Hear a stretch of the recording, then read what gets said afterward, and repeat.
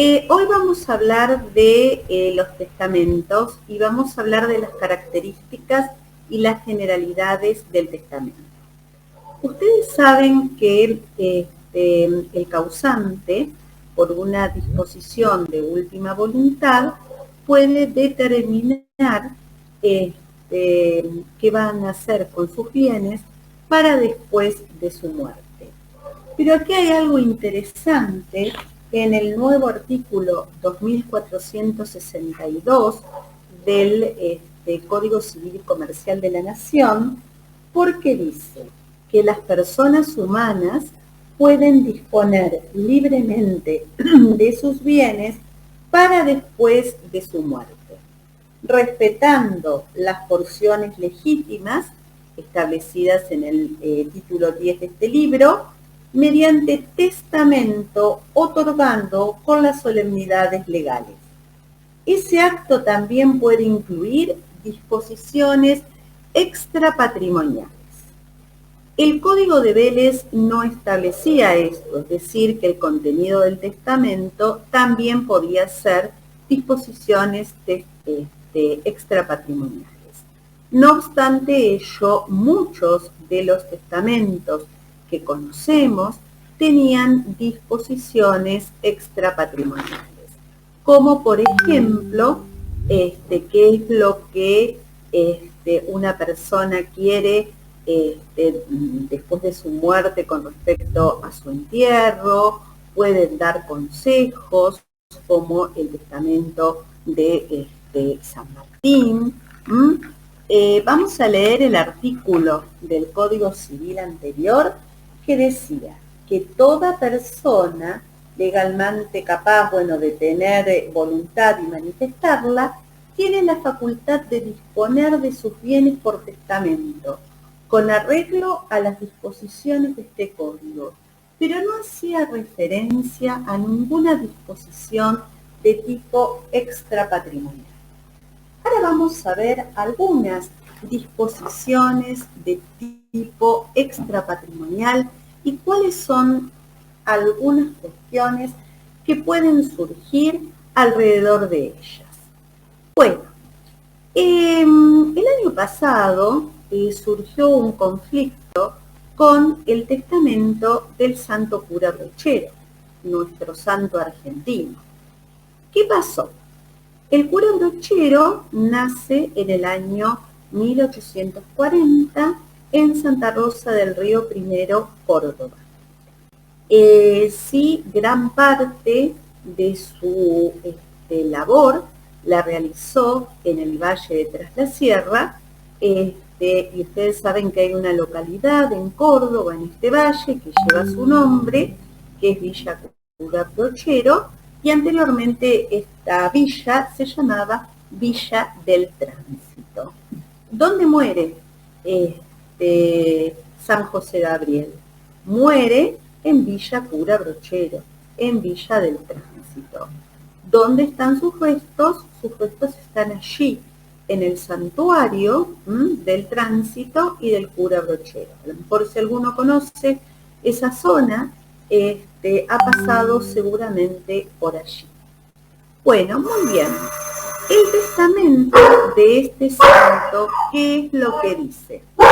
Bueno, a ver que están acá todos los perros ladrando que tocaron el timbre. Bueno, el testamento dice lo siguiente. Bueno, a ver. Bueno, el testamento dice lo siguiente, que con respecto a las disposiciones extrapatrimoniales, que él quiere que se lo entierre en una calle pública en su pueblo. ¿Dónde están los restos del cura? Están en Cura Brochero, en la antigua Villa del Tránsito. ¿Qué es lo que se considera su pueblo? Bueno, a raíz, obviamente este santo muere en el año 1914 y lo canonizan en el año 2016. Bueno, el año pasado, si mal no recuerdo, la gente de su pueblo, el Consejo Municipal de Villa Santa Rosa, aprobaron una ordenanza en la cual solicitaban el traslado de los restos de San José Gabriel del Rosario a esa localidad cordobesa, y que aducían que esa había sido su última voluntad, que lo enterraran en su pueblo.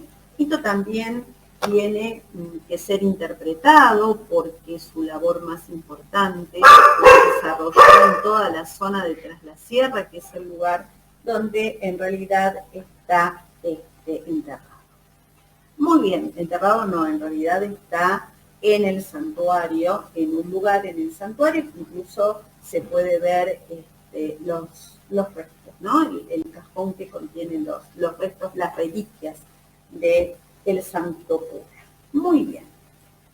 ¿Qué problema trajo aparejada esta disposición de carácter extrapatrimonial? Bueno, José Gabriel del Rosario ya es un santo, por lo tanto, su cuerpo son reliquias de la Iglesia Católica. Y hay un canon, el 1190, que dice que las reliquias insignes, como aquellas otras que gozan de gran veneración del pueblo, no pueden en modo alguno enajenarse, validarse y trasladarse a perpetuidad sin la esencia de la Santa Sede. ¿Qué problema trae esto? Aunque no les parezca, un problema de derecho internacional. ¿Por qué? Porque el derecho canónico es el derecho que se aplica en la Santa Sede, tomado la Santa Sede como un Estado. Y todo lo que pertenezca a esta Santa Sede tiene carácter internacional.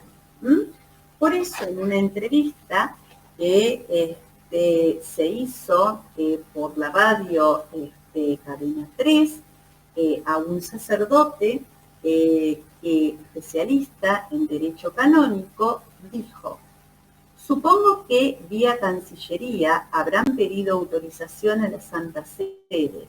No tengo noticias que esa autorización haya sido dada. La Iglesia considera reliquia insigne el carácter del santo, también las cosas que han pertenecido a él y que quedan bajo la jurisdicción eclesiástica. ¿Vieron esta disposición de última voluntad de carácter extrapatrimonial? ¿Qué implicancias en este caso concreto puede tener?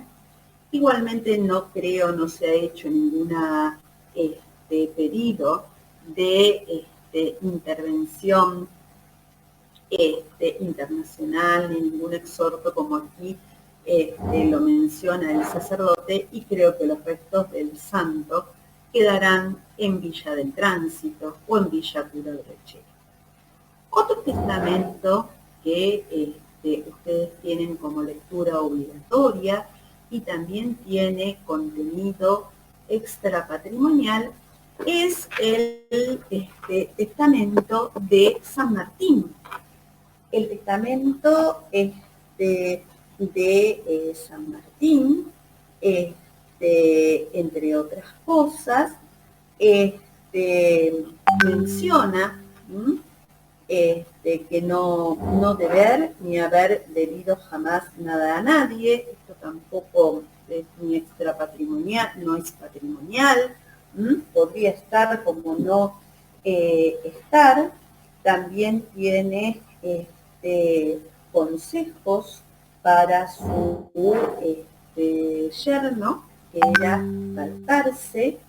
Y también ustedes saben que San Martín le lega su sable a Juan Manuel de Rosas, y en este legado también da un mensaje político, porque no solamente es un simple legado, porque dice: el sable que me ha acompañado en toda la guerra de la independencia de la América del Sur le será entregado al general de la República Argentina, don Juan Manuel de Rosas, como una prueba de la satisfacción que como argentino he tenido al ver la firmeza con la que ha sostenido el honor de la República contra las injustas pretensiones de los extranjeros que tratan de humillarla. Acá también está dando un mensaje que Rosas ha defendido la soberanía nacional. No solamente se trata esta disposición testamentaria de un simple legado, sino también va acompañado esto de un mensaje. Bueno, nuestra nueva redacción del código nos las menciona también estas disposiciones de carácter extrapatrimonial, que si bien siempre estuvieron en los testamentos o pudieron estar en los testamentos, no estaban mencionadas en el Código de Vélez. Otra disposición de carácter extrapatrimonial es, por ejemplo, la designación de un tutor para nuestros hijos, puede ser también la designación de un cuidador. Hay muchas disposiciones de carácter extrapatrimonial, el reconocimiento de un hijo extramatrimonial, que después vamos a hacer referencia puntual a este tema. Bueno, decíamos que este artículo, el 2462, nos mencionaba que el testador podía libremente disponer de sus bienes. Pero asimismo nos plantea dos excepciones. Una de las primeras es respetando las porciones legítimas. Siempre hay que respetar la porción legítima de cada uno de los legitimarios. Porque de lo contrario, bueno, ustedes ya han visto que según los casos se puede interponer una acción de reducción o una acción de cohesión. Entonces, si hay legitimarios, saben que el causante tiene una porción disponible y de esa porción disponible sí puede libremente disponer. Entonces, a esta libertad le ponemos una excepción, que es esta: respetar las porciones legítimas. Y otra de las excepciones es esto, que dice que también hay que respetar las solemnidades legales, es decir, las formas de los testamentos. Nosotros ahora en general podemos testar por testamento hológrafo dentro de los testamentos ordinarios, ¿no es cierto? O testamento por acto público. Ya desapareció el testamento cerrado que encontrábamos en el Código de Vélez-Arfiel. Debemos respetar las formas de los testamentos. Por ejemplo, no es válido un testamento verbal. ¿Cuál es el testamento verbal? El testamento verbal es el testamento nuncupativo. Hay una bolilla que, si no me equivoco, es la anteúltima, que habla de los testamentos nuncupativos, y a veces nos preguntamos, ¿qué son estos? Son los verbales. Ustedes recordarán que las primeras formas de testar en Roma fueron a través de estos testamentos verbales. El pater, ¿cómo testaba? Frente al pueblo, reunido en comicio, o en el caso que fuera un soldado, frente al ejército reunido, manifestaba su última voluntad. Ahora el testamento tiene que ser escrito. Un testamento nuncupativo es un testamento inexistente. ¿Por qué? Porque no cumple con las formas o con la solemnidad. No decimos que es nulo, es inexistente. Nulo, ahora vamos a ver el tema de las nulidades, cumple con las formas, pero bueno, tenemos algún defecto en ese testamento que cumplió con las formas, puede estar viciado por dolo, puede estar viciado por violencia, puede, ahora vamos a ver otras opciones, pero cumplió con las formas. Inexistente, aquel que no cumple con las formas establecidas por la ley, es inexistente. Así que el testamento verbal sería un testamento inexistente. Bueno, nosotros estuvimos hablando de las disposiciones extrapatrimoniales, de las excepciones a disponer libremente y como sabemos, el testamento es un acto jurídico por el cual el causante dispone de sus bienes para después de su muerte y también puede incluir estas disposiciones extrapatrimoniales. Bueno, decíamos que este testamento debe cumplir con determinadas formas y tiene que ser escrito. Después, de acuerdo a la forma del testamento, vamos a ver que el hológrafo puede ser escrito con letra y después tenemos el celebrado por acto público que se realiza frente a un escribano y los testigos. Muy bien, vamos a ver las características de este acto jurídico. En principio, es un acto personalísimo. El testamento es de carácter personalísimo y el mismo surge del artículo 2465, que dice: las disposiciones deben ser la expresión directa de la voluntad del testador y bastarse a sí mismo la manifestación directa de su voluntad. Es algo personalísimo. ¿Qué quiere decir esto? E indelegable. No le puedo pedir a otra persona que teste por mí. Es algo indelegable. ¿Qué quiere decir esto de la especialidad? Que las disposiciones deben bastarse a sí mismas. Quiere decir que no podemos hacer mención o relacionarla con otro documento, las disposiciones testamentarias. No podemos hacer referencia que el heredero que hemos instituido, su nombre se encuentra en la carta que le envié a mi hermana el 1 de mayo de 1965. No, tiene que estar incluido dentro del testamento, por eso se dice: debe esa voluntad bastarse a sí misma.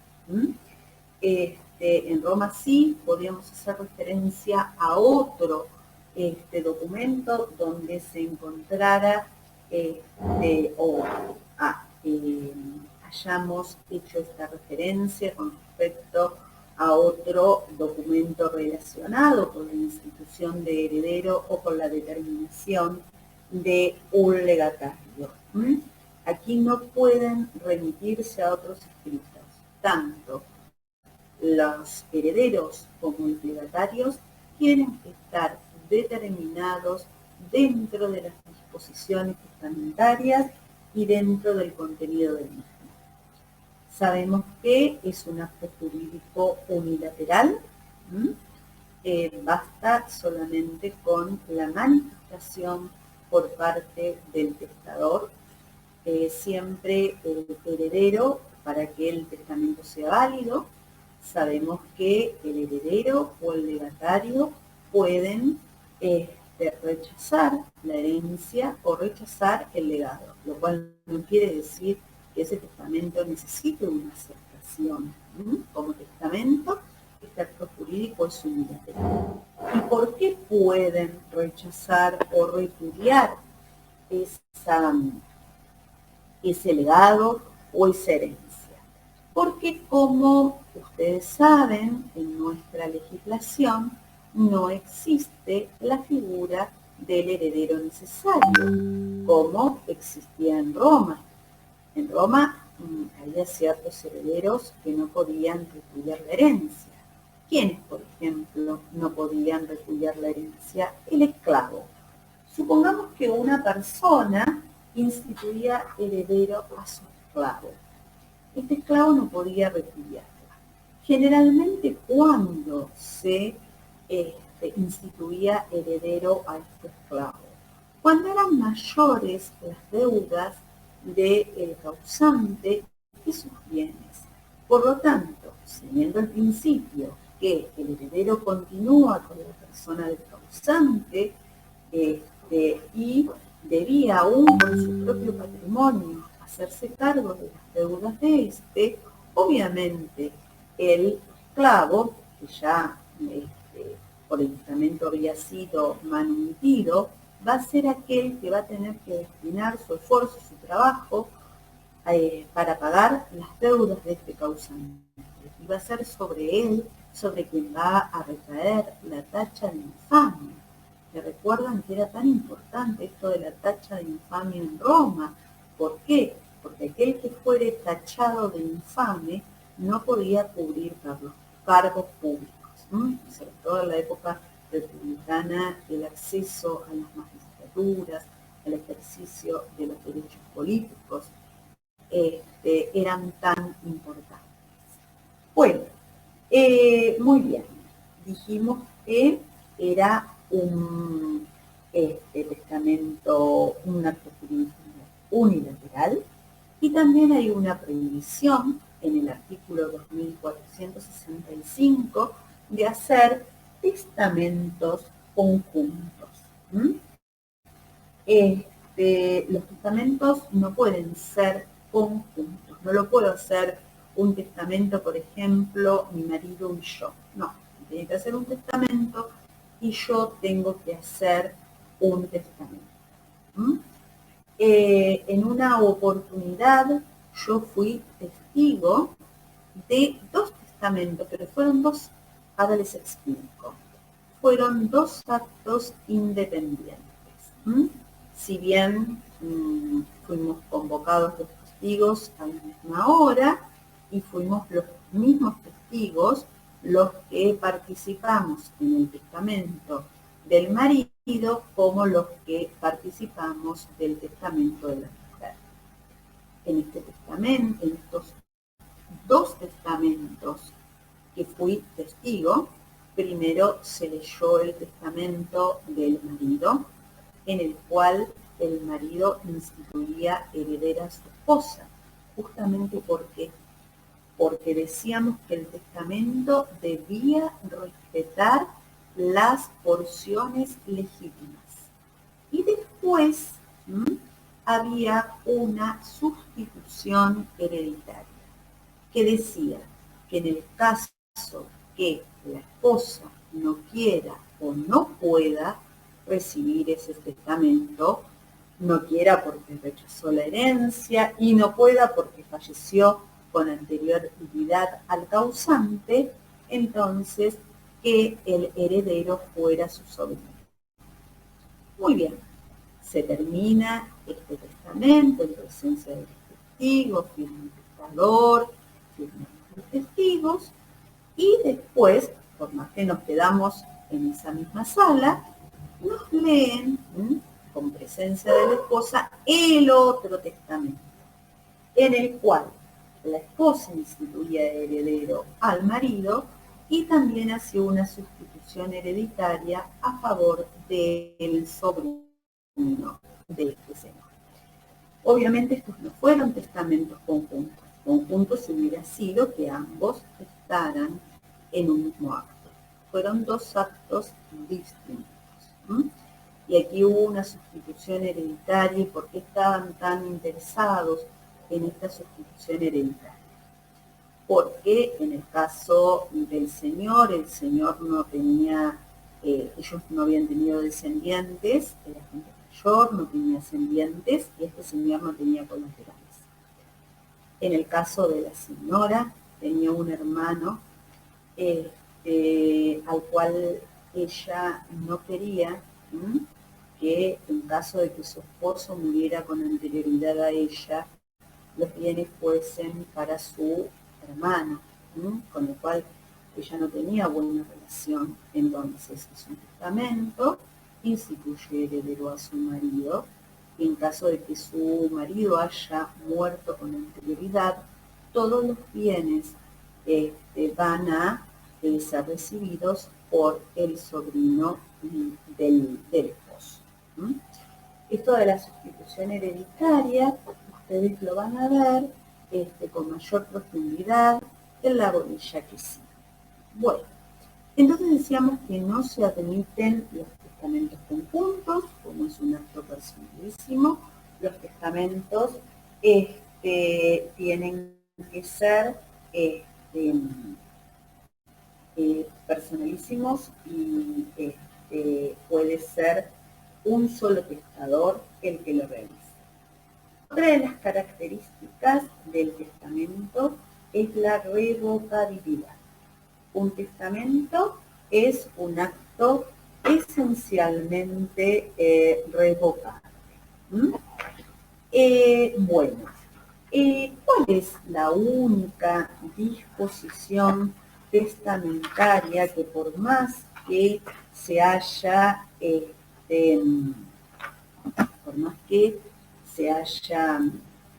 revocado el testamento, sigue teniendo vigencia? Es el reconocimiento de un hijo extramatrimonial. Y este reconocimiento de hijo extramatrimonial encontramos varias excepciones. Primero, que no es necesario la muerte del causante para que esto tenga vigencia. Ya si está dentro del testamento desde el mismo momento de que esta disposición testamentaria ha sido otorgada.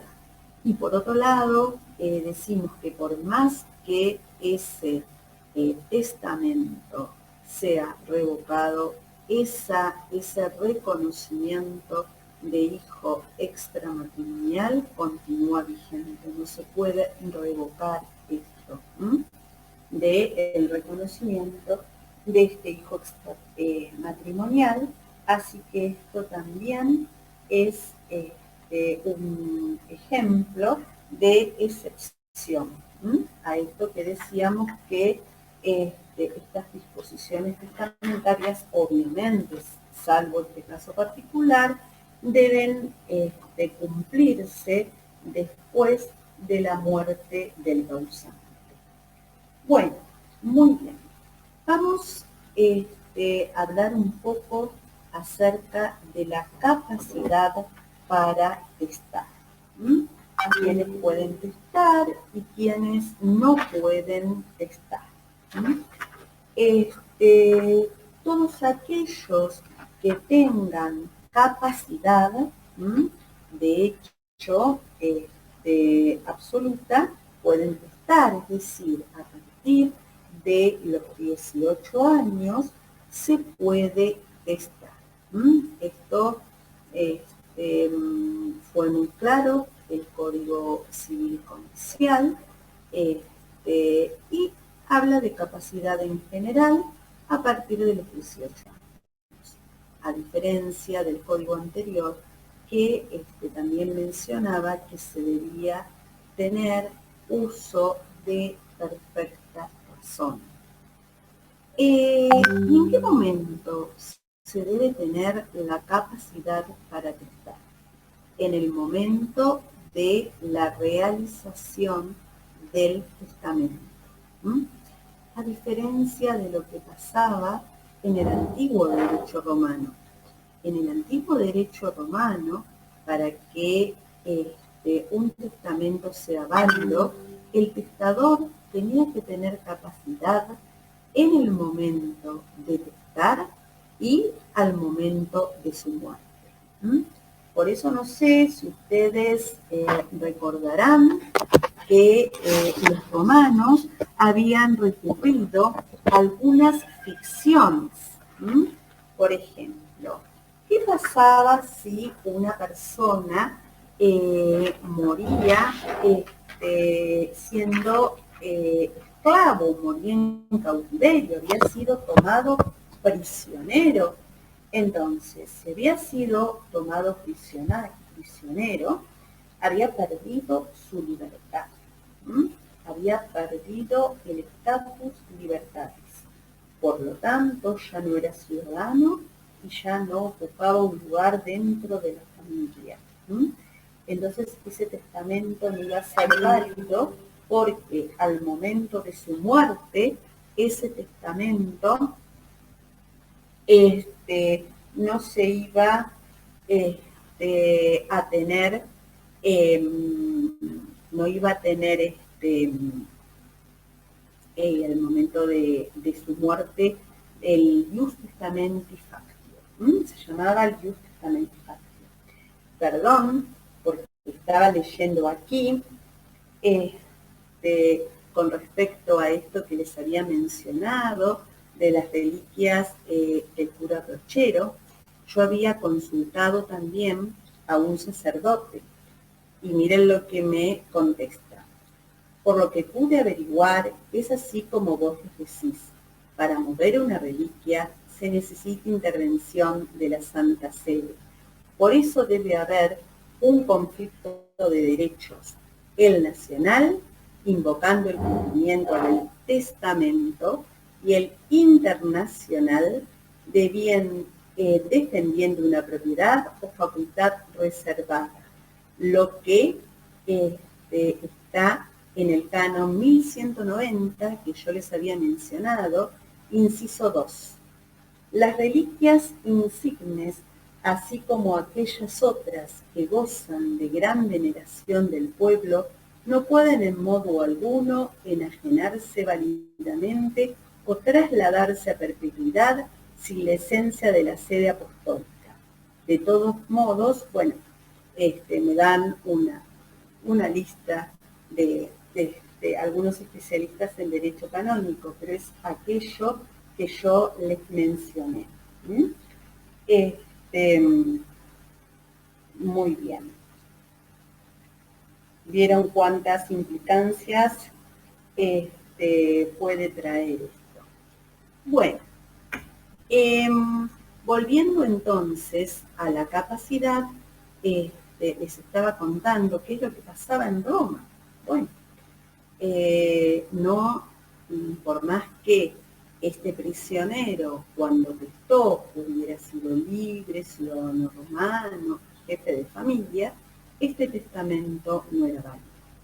Entonces, los romanos recurrieron a una ficción diciendo que había muerto el soldado unos minutos antes de caer en esclavitud.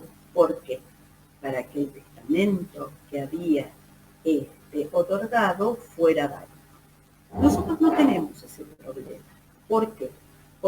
Porque la capacidad de una persona para testar debe tenerse al momento de realizar el acto, no al momento de su muerte. Todo aquel que desee impugnar o corresponda y que desee realizar la impugnación de este testamento es aquel que tiene la carga de la prueba. Aquel que quiera impugnar un testamento por falta de capacidad es obviamente quien debe probar la existencia de esa incapacidad. Por supuesto, no pueden testar los menores de edad, como habíamos dicho.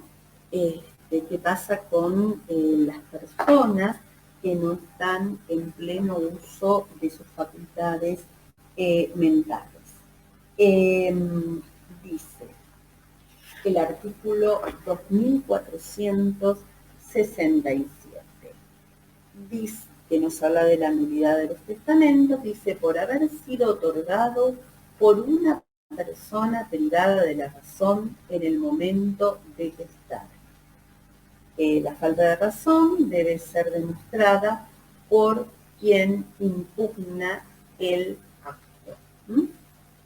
Pero también puede ser que esa persona privada de razón nunca haya sido declarado incapaz, nunca se le haya abierto un juicio por determinación de la capacidad jurídica, o que sí se haya abierto un juicio.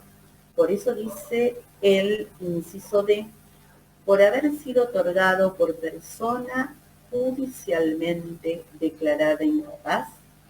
Sin embargo, ésta puede otorgar testamento en intervalos lúcidos que sean suficientemente ciertos como para asegurar que la enfermedad ha cesado por entonces. Por entonces es por el momento en que se realizó el testamento.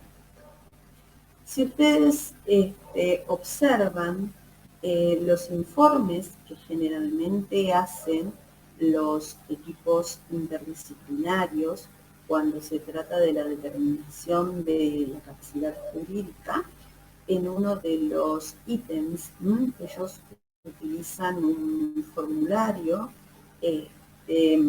ya confeccionado, ya no digo impreso porque lo imprimen en el juzgado, pero ya tienen el modelo, y en este modelo dice, pueden testar, por lo general, le hacen una crucecita en el no, porque si esa persona no puede disponer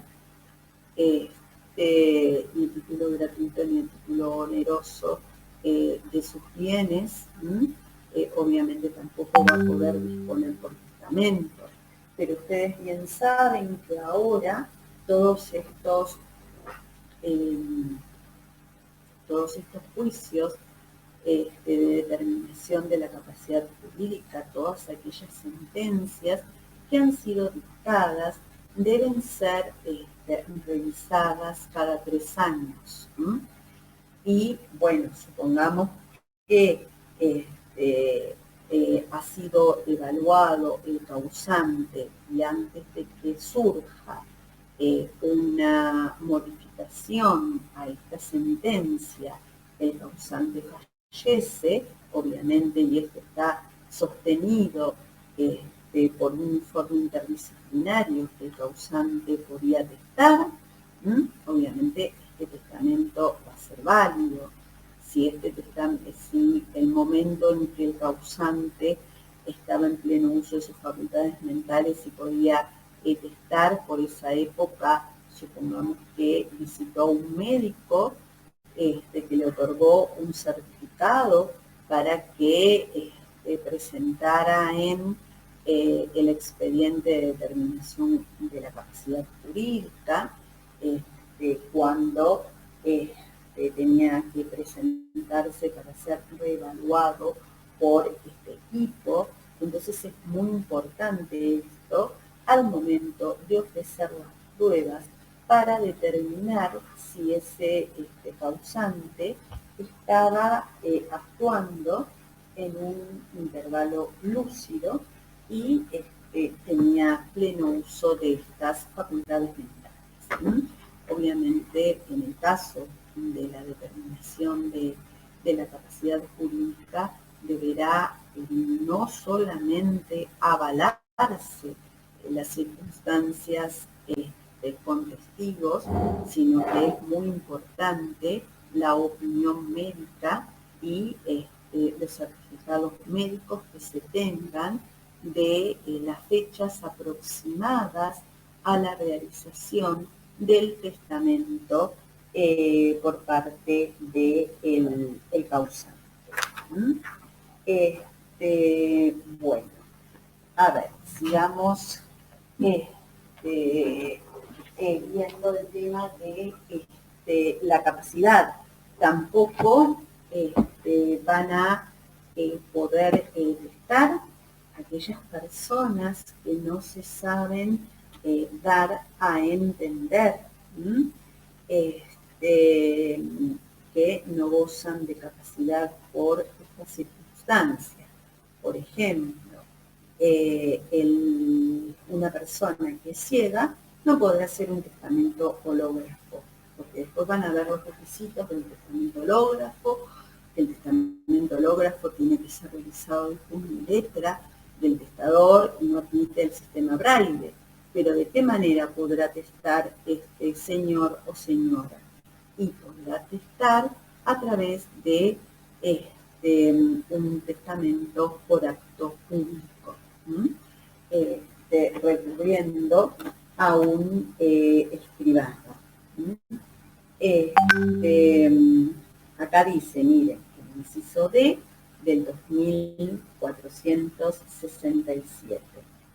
Por ser el testador una persona que padece de limitaciones en su aptitud para comunicarse en forma oral y además no saber leer ni escribir, excepto que lo haga por escritura pública, con la participación de un intérprete en el acto. Pero obviamente tiene que haber un intérprete y no debe quedar ninguna duda acerca de la voluntad del causante. De lo contrario, este acto no es válido. Es muy importante, como dijimos, la determinación libre del causante. Bueno, muy bien.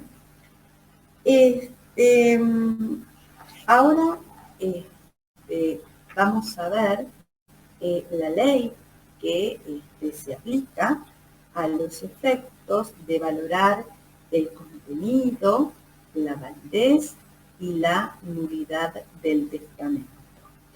Es la ley que rige al momento de la muerte del causante. Esto está previsto en el artículo 2466 del Código Civil y Comercial. Quiere decir que si el causante realizó el testamento en el año 2014 y falleció en el año 2017, en el 2017 ya estaba en vigencia el Código nuevo, el Código Civil y Comercial, por lo tanto, para la validez del mismo, para ver si ese testamento es nulo o para validar su contenido, lo vamos a tener que hacer a la luz del Código nuevo, porque así lo dispone el artículo 2466. Para valorar esto vamos a tener que ver el Código nuevo. Bueno, ahora vamos a hablar un poco acerca de la nulidad de estos testamentos. Bueno, como es un acto jurídico, se aplican todas aquellas normas generales acerca de la nulidad de los mismos. Sabemos que la nulidad es una sanción que priva de los efectos al acto jurídico. Esta nulidad puede ser absoluta o puede ser una nulidad relativa. Puede ser que el testamento en sí no sea nulo, pero sí las disposiciones que contiene. También puede ser que sea nula alguna disposición, no el resto del testamento. Entonces esto lo va a analizar y lo va a valorar en cada caso concreto el juez. Vamos a ver entonces cuáles son las causas de nulidad. De alguna de ellas ya nos hemos referido cuando hablamos de capacidad. Tenemos el artículo 2467, como habíamos mencionado, y dice: es nulo el testamento o, en su caso, la disposición testamentaria por violar una prohibición legal. También dice que es nula por defecto de forma. ¿Qué sería, por ejemplo, defecto de forma? En un testamento hológrafo, este testamento no esté firmado, porque tiene que ser escrito y firmado de puño y letra del testador, o que la firma no correspondiera al mismo, por defecto en la forma. Y con esto no hablamos, y vuelvo a repetir, es nulo cuando se ha cumplido con la forma, es decir, por acto público, por testamento hológrafo, pero tiene algún defecto. Por ejemplo, la falta de firma. Dijimos que el testamento que no cumple con una forma no es testamento, es inexistente. Le hemos dado el caso del testamento holográfico. Lo mismo que en la actualidad sería inexistente el testamento cerrado, porque ya no tenemos más esta forma. Obviamente, si dentro del testamento cerrado encontramos un testamento escrito de puño y letra del causante, obviamente lo hacemos valer como un testamento hológrafo, ¿sí? Muy bien. Por defecto de forma. Otra de las causas de nulidad es por haber sido otorgada por una persona privada de razón. Esto lo hemos analizado hace un ratito. También hemos analizado la circunstancia de aquella persona que judicialmente ha sido declarada incapaz, o que hay un trámite de declaración de la capacidad jurídica, como lo llamamos ahora, y ya mencionamos que estas sentencias deben ser revisadas cada 3 años. Doctora, ¿Sí? Sí, una consulta, volviendo un poquitito para atrás. ¿Los menores emancipados pueden testar? A ver, con respecto a la emancipación, tenemos que ver una sola cuestión. La única emancipación que hoy en día podríamos tener en mira es la emancipación por matrimonio. ¿Por qué? Porque antes la edad eran 21 años, ¿cierto? De los 18 hasta los 21 se los podía emancipar. Ahora ya la mayoría de edad se adquiere a los 18. ¿Cuál es la edad legal ahora para contraer matrimonio? Y los 18 años. Vieron que primero fue 12 y 14, después 14 y 16, después 16 y 18. Ahora la edad es 18 para todos. En el caso de que hubiera una dispensa por parte del juez de esa edad legal, es la única forma de emancipación que podríamos tener en este momento.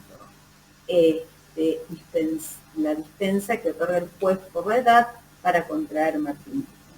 Pero la norma es bien estricta y dice que la capacidad es a partir de los 18. Entonces, si un menor ha sido emancipado por matrimonio, por ejemplo, a los 17 años, no puede testar. Y recuerden que aún en el código anterior también decía que los emancipados, el margen de la edad de emancipación era mayor, no podían disponer a título gratuito de sus bienes. Bueno, los emancipados no pueden hacer esto y obviamente es un acto de última voluntad y a título gratuito el testamento. Gracias, doctora. Nada de nada. Bueno, seguimos adelante entonces. Estábamos diciendo, si no me equivoco, las causas de nulidad. Sí. Bueno, muy bien. Decimos que otra de las causas, bueno, ya lo dijimos, si padece alguna limitación, que no sabe leer ni escribir y no hay un intérprete en el acto o no puede darse a entender de ninguna manera, tampoco puede testar. Y acá también dice por haber sido otorgado con error, dolo o violencia. Que estos son los vicios de la voluntad que también afectan a cualquier acto jurídico. ¿Cómo se llama el dolo? Toda maquinación, astucia, ¿recuerdan? Que era para hacer pasar algo falso como verdadero o algo verdadero por falso y hacer que sea la causa determinante de la acción. Ustedes saben que, bueno, que para que haya dolo y el dolo pueda producir la nulidad del acto, tiene que ser grave, tiene que ser la causa determinante de la acción. Bueno, lo mismo que en el error, tiene que ser grave e inexcusable. Bueno, en el caso del dolo, en materia de testamentos, nosotros lo llamamos captación de la voluntad. Por ejemplo, hacer incurrir mediante una acción dolosa, hacerle creer al causante que su familia lo ha abandonado o que aquellos familiares más próximos no se ocupan de él y captando su voluntad para lograr, ¿no es cierto?, un testamento favorable, ¿no es cierto?, hacia la persona que ha sido instituida heredera por el testador. Entonces, el dolo, toda esta maquinación para obtener un testamento a su favor, nosotros en materia sucesoria la llamamos captación de la voluntad. Después, en caso de violencia, ustedes saben que la violencia es aquella intimidación de sufrir o amenaza de sufrir un mal grave e inminente en su persona o en la persona de sus allegados. Entonces, demostrada esta violencia causa también la nulidad del acto. Otra de las cosas importantes es que en el caso de una institución, por ejemplo, la de heredero, esa institución tiene que ser determinada, que se pueda determinar quién es la persona o las personas que son designadas herederas. Por ejemplo, esto lo van a ver también bien cuando vean dentro de las disposiciones testamentarias institución de herederos. Si yo digo, instituyo heredero a mi sobrino, y yo tengo un solo sobrino, no hay duda de quién es este sobrino. Pero si yo digo, instituyo heredero a mi sobrino, y yo tengo 4 sobrinos, ¿a cuál? Si no di ninguna referencia de qué sobrino. Supongamos que a la persona le haya estado cuidando uno de esos 3 sobrinos y diga, instituyo heredero a mi sobrino, quien me acompañó y me fundó en esta enfermedad.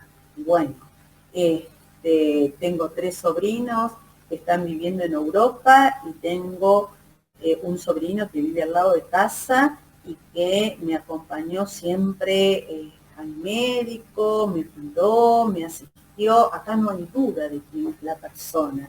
Pero si yo digo a mi sobrino, y tengo 4 sobrinos y no lo puedo determinar, entonces también esta disposición es nula. Supongamos que en este testamento, no todo el testamento en sí, en este digo, instituyo heredero a mi sobrino. No digo a qué, y digo, lego mi reloj de oro a mi vecina María Amelia Fernández. Este legado, esta disposición es válida, sí. No la institución de herederos, porque no podemos determinar la persona o las personas que son instituidas herederas. Y si en este mismo testamento yo dijera, bueno, quiero que mis restos descansen en tal lugar, también son válidas estas disposiciones. Bueno, me había olvidado de decirlo, pero vieron que en el testamento del general San Martín también él había manifestado que quería que sus restos descansen en Buenos Aires. Por lo tanto, esos restos fueron repatriados y están en Buenos Aires, están en la Catedral Metropolitana. Seguramente todos lo conocen, han ido a visitar la catedral o en la escuela seguramente los deben haber llevado. Bueno, entonces, seguimos con las causales de nulidad. Dijimos por error, dolo y violencia, y la última es la que les mencioné recién, por favorecer a persona incierta, a menos que por alguna circunstancia pueda llegar a ser cierta. Pero esto habla puntualmente de una institución de herederos o de determinación de legatario, porque yo también puedo decir, a ver, lego mi reloj de oro a mi sobrino, ¿a cuál de los 4? Entonces, estas disposiciones que hacen referencia a una persona tienen que ser ciertas, lo cual en este caso no caería todo el testamento, sino solamente esa disposición que hace referencia bien a un heredero o bien a un legatario. También el artículo siguiente es importante, el 2468, que habla de la condición y cargos prohibidos. Las condiciones y cargos constituidos por hechos imposibles, prohibidos por la ley o contrarios a la moral, son nulos, pero no afectan la validez de las disposiciones sujetas a ellos. ¿Qué es nulo? La modalidad. Dice condiciones o cargos imposibles, prohibidos por la ley o contrarios a la moral. Por ejemplo, ¿recuerdan que eran condiciones prohibidas? ¿Recuerdan que eran, por ejemplo, mudarse de religión, casarse con cual o tal persona? Yo no puedo decir, a ver, instituyo heredera a mi sobrina Juanita siempre y cuando se case con mi amigo Juan, ¿sí? Entonces, ¿cae la disposición testamentaria si Juanita no quiere casarse con Juan? No. Acá lo que establece es que no afecta la validez de la disposición, sí la condición, porque esa condición es contraria a la moral, es contraria a la ley, porque la ley establece cuáles son las condiciones prohibidas o obviamente imposibles. ¿Se acuerdan que cuando estábamos en primer año o también en Derecho Romano, cuando nos hablaban de condiciones imposibles, eran estas que decían si tocas el cielo con las manos? Bueno, era algo imposible, ¿sí? Bueno, entonces,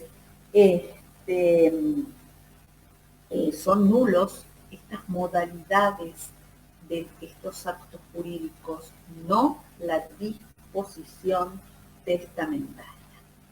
Bueno, aclarado esto y habiendo mencionado cuáles son las causas de nulidad que establece la ley, vamos a hablar concretamente de esta acción de nulidad.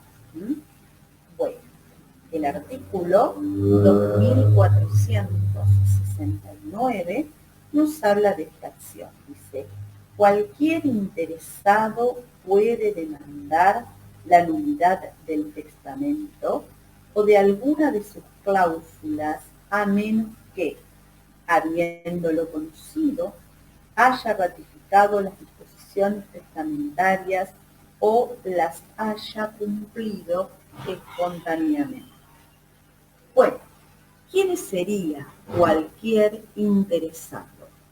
Por ejemplo, si un testamento se encuentra viciado por captación de la voluntad y el heredero que surge del testamento es la persona que cuidaba al causante y el causante tenía un hermano, no tenía ni descendientes. Recuerdan que la clase anterior nosotros habíamos hablado del orden sucesorio ad imperator. Bueno, ¿a quién le hubiera correspondido a falta de descendientes o cónyuge? Le hubiera correspondido la herencia al colateral. Este colateral es el interesado en iniciar la acción de nulidad del testamento.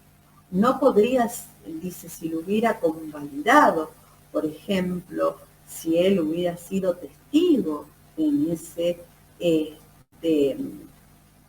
testamento y hubiera manifestado su conformidad o su consentimiento. No podría de esta manera después venir a pedir la nulidad de ese testamento. Entonces, ¿quién es el interesado? Aquel que le correspondería la herencia del causante en caso de que ese testamento sea decretado libre. Muy bien. ¿Qué pasa acerca de la interpretación de los testamentos? Estos testamentos, ¿cómo pueden o cómo deben interpretarse?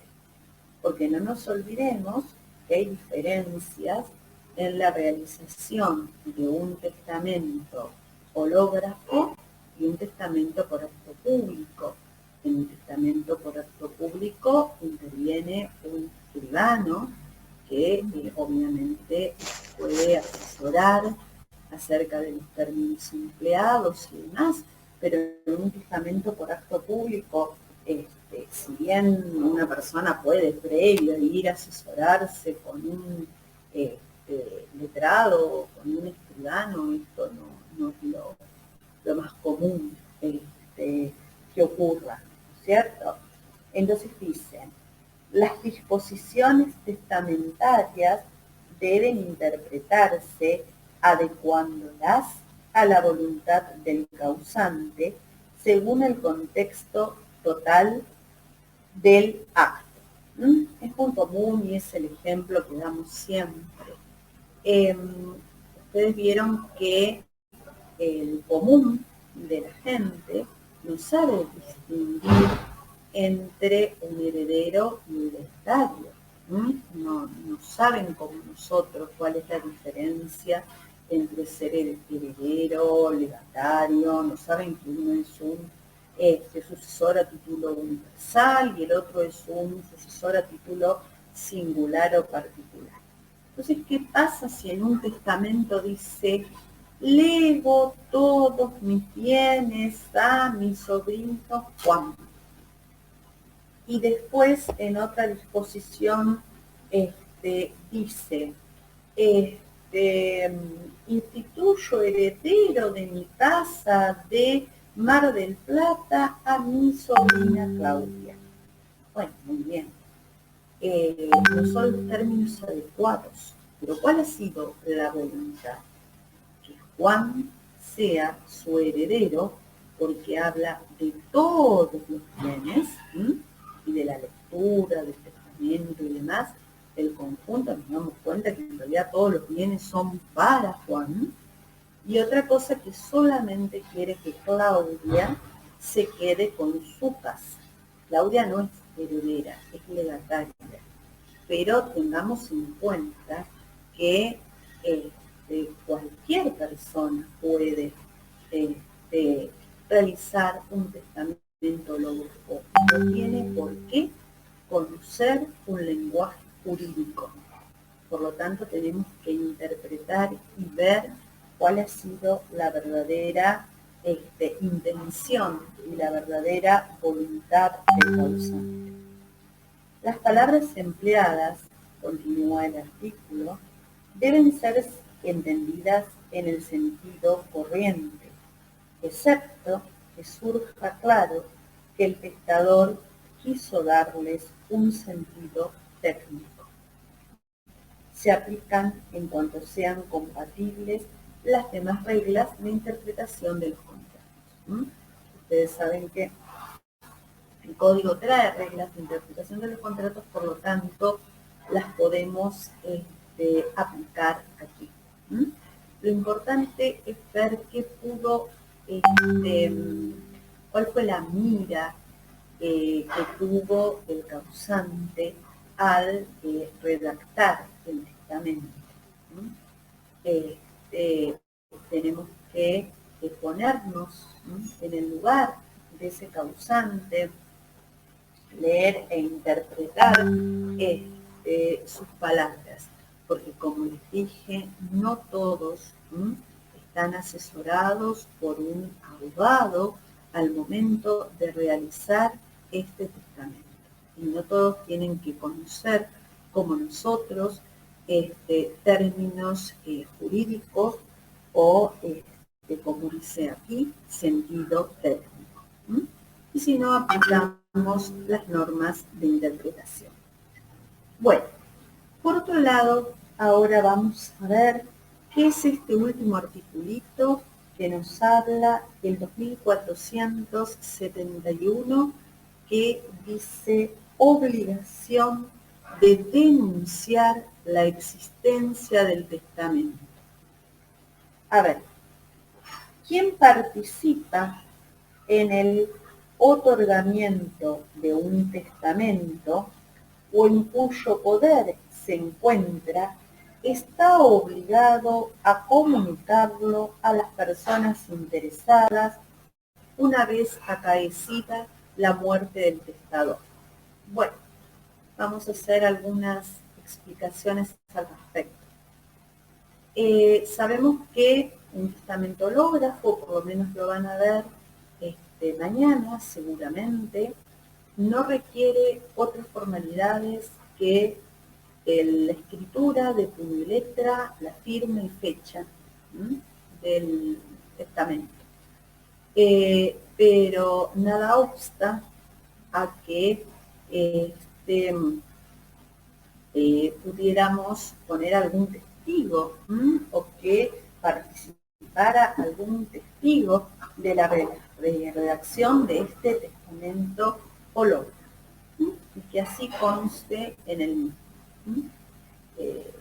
Ese dicho que lo que abunda no daña, bueno, es cierto, no daña para nada el incorporar algún testigo a la escritura de este testamento. Bueno, muy bien. Muerto el causante, ese testigo que figura en ese testamento hológrafo tiene la obligación de denunciar la existencia del testamento. O supongamos que el causante hubiese entregado ese testamento a un amigo, a un amigo íntimo. Bueno, muy bien.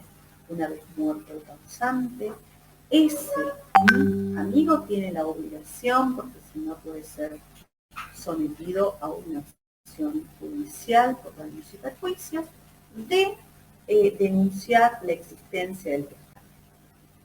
Distinto es, por ejemplo, en los testamentos por acto público, que existe un registro, por lo menos en la provincia de Buenos Aires, en la capital, un registro de testamentos, al que el escribano debe comunicar la existencia de este testamento.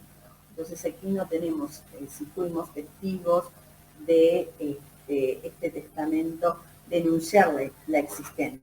Es más, ustedes vieron en el proceso sucesorio que uno de los oficios que se libra aquí en la provincia de Buenos Aires, se libra antes de dictar una declaratoria de herederos, es un oficio al registro de testamentario. ¿Para qué? Para corroborar la existencia o no de un testamento. Obviamente un testamento por acto público, no un testamento hológrafo. Entonces aquí no necesitamos, si nosotros fuimos testigos en un testamento, estoy hablando para el ámbito de la provincia de Buenos Aires, no sé si está Santa Fe por ahí, no, a lo mejor se graba esto y lo ven el sábado o el viernes en Santa Fe. Pero en el ámbito de la provincia existe este registro y por lo tanto el testigo no tiene la obligación de denunciar la existencia del mismo. Bueno, estos que les mencioné han sido los lineamientos generales acerca de generalidades del testamento. Vimos cuál era la definición, cuáles eran sus características, vimos capacidad para testar, vimos todo lo relativo a la nulidad de los testamentos, las causas de nulidad, la acción para testar, la acción para pedir la nulidad, y este artículo que nos habla de la obligación de denunciar la existencia. Bueno, ustedes saben que tienen 3 testamentos que la cátedra lista para leer, que es el testamento del general San Martín, que hemos hecho una breve referencia, el testamento de Belgrano y el testamento de Carlos Gardel. Alguna pregunta por lo general acerca del testamento de cualquiera de estos 3 personajes mencionados se les puede hacer en el examen, así que les recomiendo que los lean, que son de lectura obligatoria. Bueno, no sé si alguno de ustedes quiere hacerme alguna pregunta con referencia a esto.